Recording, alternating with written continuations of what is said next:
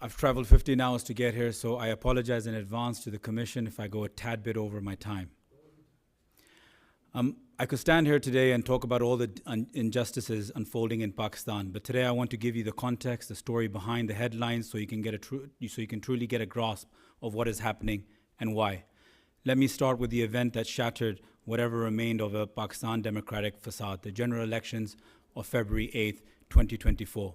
These were the most brutally rigged elections in Pakistan's history. The rigging started months earlier than the actual election day.